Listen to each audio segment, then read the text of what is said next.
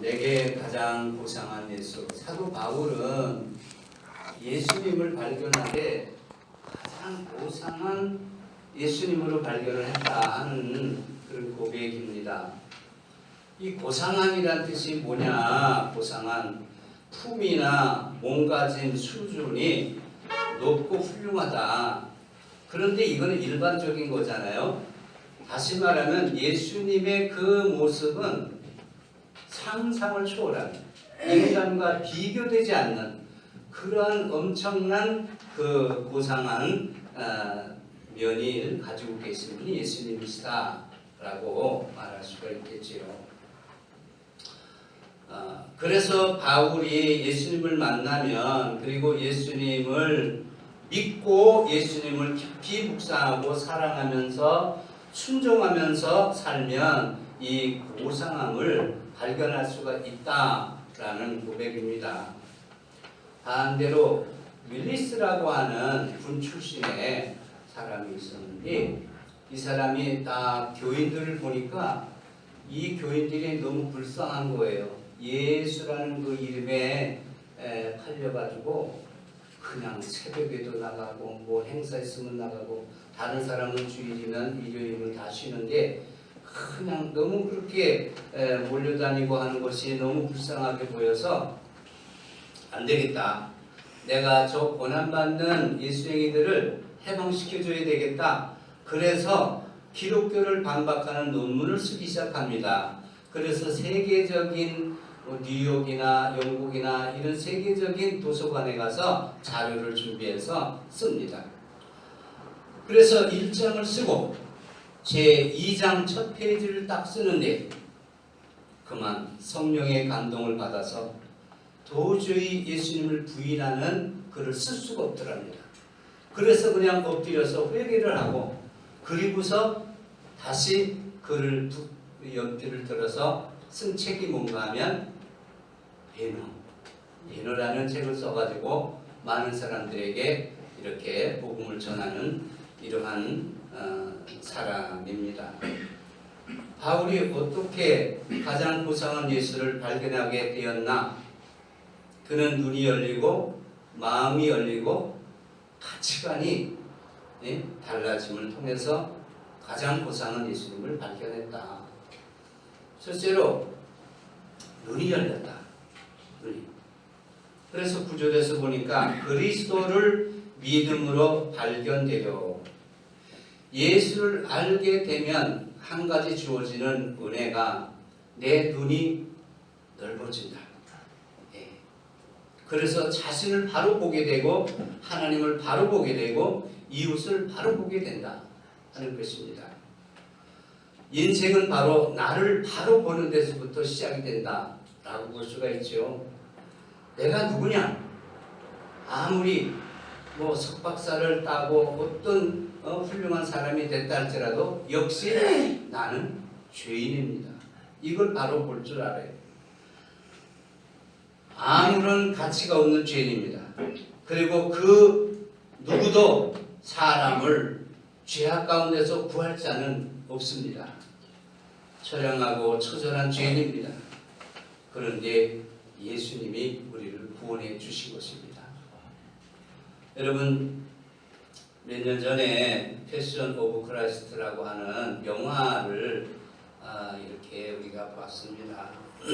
그 영화 한 장면에서 로마 법정에서 예수님이 사정없이 채찍에 맞아서 피가 쏟아지고 살점이 떨어지고 그 너무나도 애처로워서 볼 수 없는 그 막 고통스러워 견딜 수 없어서 쓰러지는데도 그래도 막 채찍질하는 그 모습을 보면서 바로 오늘 우리 우리의 죄 때문에 내 대신 예수님 저렇게 고난을 당하시는구나 하는 것을 저는 느꼈습니다.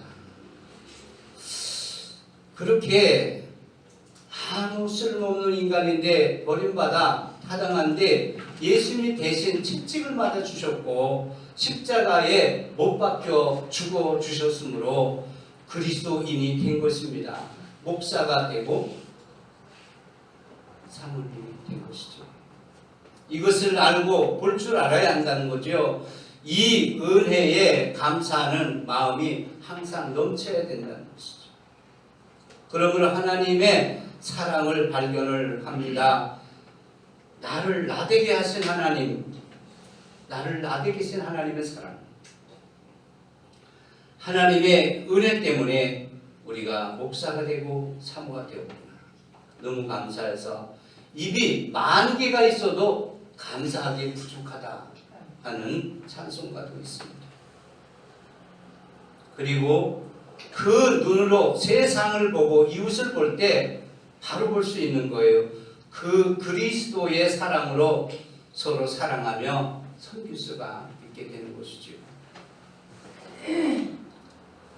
우리가 살아오면서 그토록 소중히 여기는 것이 무엇일까? 건강? 돈일까? 가족일까? 이념일까? 취미일까? 사도 바울은 예수 그리스도의 고귀한 가치를 위해서라면 자기의 가치 있는 모든 것을 과감하게 버리겠다, 배설물로 버리겠다, 이렇게까지 말했습니다. 우리는 예수 그리스도의 그 고귀한 가치를 위해서 과감히 버릴 용기가 있는가? 우리 자신에게 한번 물어보시기 바랍니다. 우리가 진짜 그리스도인이라면 예수 그리스도가 가장 고귀하다고 여겨진다면 버려야 할 것을 버려야 진짜 예수님께서 인정받는 그런 사람이 아닐까 생각합니다. 여러분, 구약의 요셉을 참 좋아하는 사람인데 그분이 하나님을 발견하고 깊은 교제 속에서 하나님의 도우심으로 애굽의 총리가 되었습니다. 애굽의 총리. 그리고 형들이 곡식을 사러 왔을 때 어떻게 자기를 팔아먹은, 자기를 미워하고 이렇게 구덩이에다가 굶어 죽이려고 했던, 그리고 팔아먹은 그 형들을 용서할 수가 있었는가? 자신을 발견하고 하나님을 발견하고 하나님과의 깊은 만남이 있었기 때문이 아닐까? 요셉의 형들을 처음 만났을 때 한 말이 무엇인가요? 내게로 가까이 오소서. 나는 당신들의 아우 요셉입니다. 당신들이 나를 이곳에 팔았다고 해서 근심하지 마소서, 한탄하지 마소서. 하나님의 생명을 구원하시려고 나를 당신들보다 먼저 보내셨나이다. 그런즉 나를 이로 보낸 이는 당신들이 아니요 하나님이십니다. 이렇게 말합니다. 영적으로 눈이 열리니 형들을 용서할 수가 있었습니다. 사랑할 수가 있었습니다. 섬길 수가 있었습니다. 본문의 바울도요, 그는 예수를 믿고 따르는 자를 진멸하기 위해서 대제사장에게 공문을 받아가지고 이 다메섹으로 더 많은 예수쟁이들을 잡아다가 가두기 위해서 가고 있었지 않았습니까?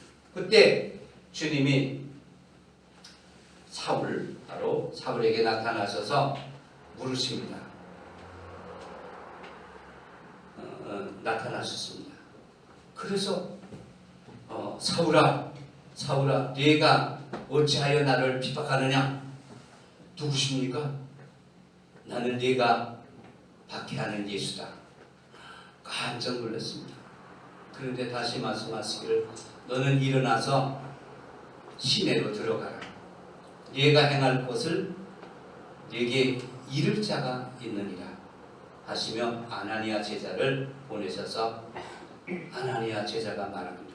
주께서 이르시되 가라. 이 사람은 내 이름을 이방인과 임금들과 이스라엘 자손들에게 전하게 하여 택한 나의 그릇이다 하면서 나를 보내셔서 하면서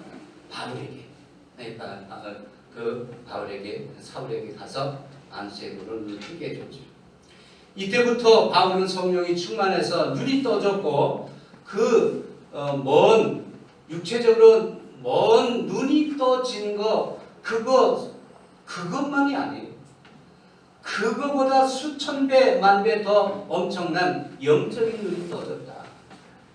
육체적인 눈만이 아니라 영적인 눈이 그때부터 떠졌어요. 그래서 그 엄청났던 바로 사울이 완전히 변해서 예수님의 충성된 최고의 제자가 된 거죠. 자기 자신을 바로 보게 되고 자기의 모든 것을 그리스도를 위해서 배설물 같이 버린다고 했던 것입니다. 그리고 평생을 복음만을 위해서 헌신한 가장 훌륭한 제자 중에 한 사람이죠. 그리스도인은 영적으로 눈이 열려야 합니다. 두 번째는 바울은 마음이 열렸다. 8절에 보면 모든 것을 해로 여길 정도로 마음이 열렸다. 여러분 혹시 들어보셨는지 모르겠습니다만은 빽이 도대체 누구냐? 그런 말. 그 책 썼어요. 33살 난 다니엘 명이라는 사람의 이야기입니다. 초등학교 때 부모를 따라서 미국 이민을 갔습니다. 그런데 아버지가 사업이 망해서 살 길을 찾아 나선 거죠. 고등학교 때까지 어렵게 학교를 다녔고 대학에 들어가서 아주 열심히 공부를 해가지고 AICPA라고 하는 미국 공인회계사가 된 겁니다. 그런데 이 회계사만 된 것이 아니라 그가 그 공부한 것이 성적이 얼마나 훌륭한지 그 미국에서 빅6 중에 1, 2, 3, 4, 4개 회사에서 다 스카우트 요청이 들어온 겁니다.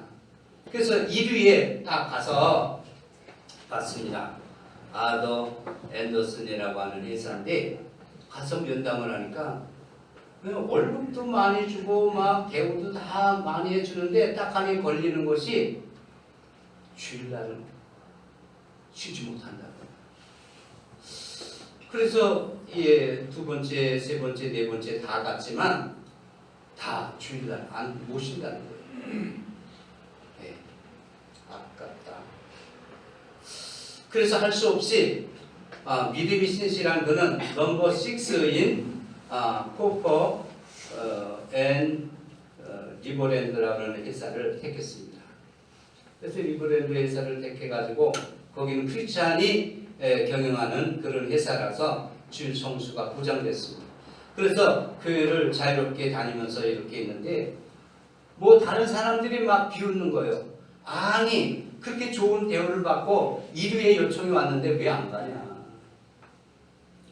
그러면서 막 바보 취급을 하고 그러는 거예요. 그런데 신비한 일이 벌어졌습니다. 1위 회사인 아더 앤더슨 회사가 재무 악화로 인해서 문을 닫게 됩니다. 반면에 넘버 6인 코퍼 앤드 리버랜드 회사가 5위 회사와 합병을 합니다. 그래가지고 이 회사가 1위 회사가 되는 거예요. 그래 1위 회사가 되는 거예요. 그래가지고선 IBM 컨설팅장도 지내고 GT 컨설팅 소속으로 또 미 8군에서 1조 원 규모의 예산도 다루는 그런 프로젝트 팀장이 되었다고 합니다. 그는 말하기를 꼴찌를 택했는데 하나님은 꼴찌를 1등으로 바꿔주셨다. 이렇게 간증을 해요. 여러분 어떻게 생각하십니까? 그 처지가 내 입장이라면 여러분은 어떻게 하시겠나요? 그리고 그것이 여러분의 아들이라면 어떻게 조언하시겠습니까? 이것은 우리 이것은 우리 신앙이라면 마땅히 고민해야 할 일인 줄 압니다. 이 고민이 이 책이 주는 메시지다. 우리 그리스도인들 이 세상을 살면서 영적 싸움을 해야 하는데 그 싸움이 바로 이런 결단의 싸움입니다. 이 싸움을 잘 싸워야 선한 싸움에서 승리할 수가 있습니다. 오래전 미국의 작은 교회에서 주일학생이 있었는데 헌금시간에 유독이 그 소년이 기도만 하고 있는 거예요. 눈을 감고. 이상하게 여기 선생님이 너 왜 눈을 감고 기도만 하고 있니? 라고 하니까 솔직하게 고백을 합니다. 저는 가난해서 드릴 헌금이 없어서 기도만 하고 있었다는. 다음 주에 선생님은 소년이 기도하는 소리를 유심히 들었습니다. 그랬더니 하나님, 저의 집이 너무 가난해서 지금은 제가 하나님께 드릴 것이 없습니다. 하지만 제가 가진 가장 귀한 것을 먼저 하나님께 드리고 싶습니다. 제 삶을 받아주소서. 소년의 기도에 감동을 받아서 선생님이 그 아이를 불러서 지폐를 한 장 주면서 이것을 잔돈으로 바꿔서 그래서 조금씩 매주 헌금을 하려나. 몇 주 후에 선생님이 그 소년을 보니까 또 가만히 기도만 하고 있는 거예요. 이상하네. 그래서 선생님이 또 물었답니다. 그때 준 돈은 어떻게 하고 또 그냥 기도만 하고 있냐? 하니까 선생님, 그 돈을 가지고 있으니까 자꾸 맛있는 걸 사 먹고 싶어서 그래서 못 견디겠기에 그래서 그냥 지난주에 다 한 번에 헌금을 해버렸습니다. 하나님은 그 소년을 귀하게 쓰셨습니다. 그는 바로 한국 복음화를 위해서 헌신한 언더우드 선교사라고 합니다. 천열례와 11조 등 헌금을 드리는 것이 아깝게 느껴진다면 자신이 정말로 하나님을 믿고 사랑하는지 점검해 봐야 될 줄로 압니다. 여러분, 이것이 신앙인의 삶입니다. 이것이 신앙인의 결정이고 신앙인이 할 수 있는 선택이고 그리고 방법이죠. 장래를 결정하고 판단하는 기준입니다. 이런 마음, 이런 삶의 자세를 하늘에서 주님께서 바라보고 계시지 않겠습니까? 그래서 다니엘 명은 이렇게 고백합니다. 나는 꼴찌를 선택했지만 하나님은 그 꼴찌를 1등으로 만들어 주셨습니다. 이렇게 간증합니다. 이것이 신앙인의 삶의 기적이고 하나님의 섭리이고 능력입니다. 그러니 그 인생이 얼마나 행복하고 따뜻하고 즐거운 삶입니까? 내가 진정으로 예수를 알고 그 주님의 뜻을 이루며 살려고 힘쓸 때 주님은 우리에게 다가와서 손잡아 주시고 이끌어 주시고 함께해 주실 줄로 믿습니다. 그리고 바울은 가치관이 달라졌습니다. 6, 7절에 보면 내게 유익하던 것을 이제는 예수를 위해서라면 다 버리겠다. 그거죠. 가치관이 달라졌어요. 바울은 자기 인생에 있어서 보석과 같은 최고의 가치관을 발견했습니다. 그것은 바로 다름 아닌 예수가 나를 구원하셨고 나의 사역자로 쓰시고 나와 항상 함께 하신다는 그런 약속을 하셨다는 거죠. 그래서 심히 힘들고 어려운 때를 딱 만나서 기도하니까 주께서 환상 중에 또는 꿈에 나타나서 말씀하시고 내가 너와 함께 하겠다. 걱정하지 마. 그래서 복음을 전하는 것을 로마에서도 복음을 전하게 될 것이다. 그를 힘을 얻고 다시 일어나고 했죠. 한국유리공업의 창업자인 최태섭 장로님 여러분은 잘 아시죠? 1945년에 해방 당시 만주에서 공장을 운영하고 있었는데요.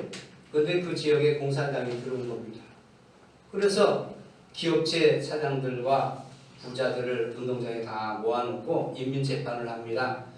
자리에서 끌려나온 모두가 나는 죽었다 이렇게 생각하고 있었는데 공산당 당원이 최태섭 장로를 가리키면서 이 자는 어떤 자야? 하면서 묻습니다. 그때에 한 중국 사람이 말하기를 우리 집에 형편이 정말 많이 어려워서 아들을 학교에 못 보내고 병원비가 없어서 고생할 때 도와주신 분입니다. 그러니까 주변에 있던 여러 사람들이 맞습니다. 그분은 착한 일을 너무 많이 했습니다. 훌륭한 일을 너무 많이 했습니다. 그분은 살려야 됩니다. 하면서 모두 얘기를 해주더라는 거죠. 그렇게 해서 그는 살아남았고 해방 후에 남한에 와서 사업을 계속한 이 최 장로는